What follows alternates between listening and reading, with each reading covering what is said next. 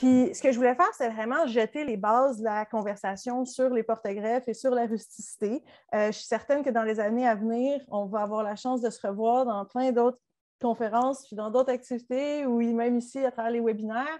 Donc, c'est vraiment important pour moi qu'on ait juste une base, puis qu'on parte simple, puis qu'on ajoute, on bâtisse en complexité au fur et à mesure qu'on dive in, qu'on plonge dans le sujet.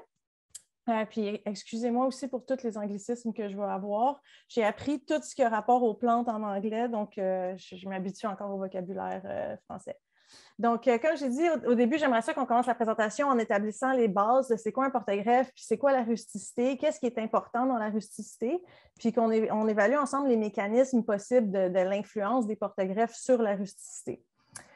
Puis je vais terminer ma présentation en présentant 2 études qui ont été faites. Dans le fond, une en Ontario que j'ai faite dans le cadre de mon doctorat, puis une qui a été faite récemment au Centre de recherche agroalimentaire de Mirabel, où on a un vignoble expérimental, puis on a testé beaucoup de porte-greffes avec des greffons hybrides.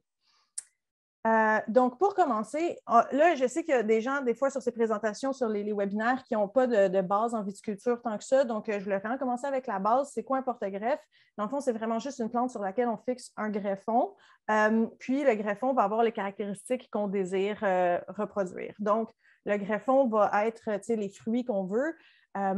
Puis le porte-greffe et le greffon doivent être assez reliés génétiquement, ils doivent être proches sans être nécessairement de la même espèce. Donc, ça peut être de différents genres, différentes familles, mais il faut que ça soit assez proche génétiquement quand même pour qu'il y ait une connexion anatomique qui puisse se faire. C'est très utile pour la propagation d'arbres fruitiers, puis c'est utilisé dans beaucoup de cultures comme dans la vigne évidemment, mais aussi les pommes, les cerises, les pêches, les agrumes. Puis il y a un gros rôle de contrôle de la vigueur dans ces arbres fruitiers-là. On voit ici, Washington State University, ils ont vraiment des belles ressources en anglais, malheureusement, pour parler des porte-greffes dans d'autres cultures.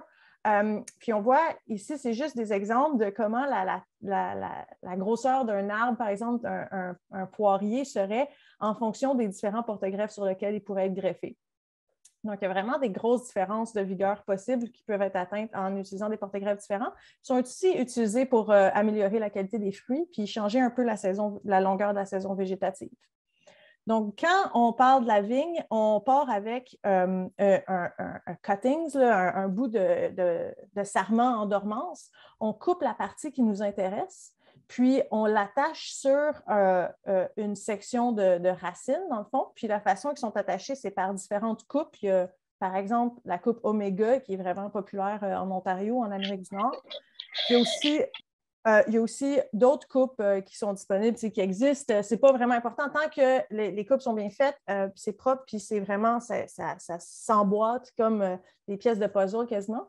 Puis après ça, souvent, ça va être recouvert de cire, par exemple, pour vraiment protéger l'union du greffon, du porte-greffe. Puis après ça, on va aller planter ça dans le sol. Fait que ça va nous donner vraiment un système racinaire qui appartient au porte-greffe, puis la partie aérienne qui appartient au greffon, puis qui est vraiment ce qui nous intéresse, qu'on veut cultiver.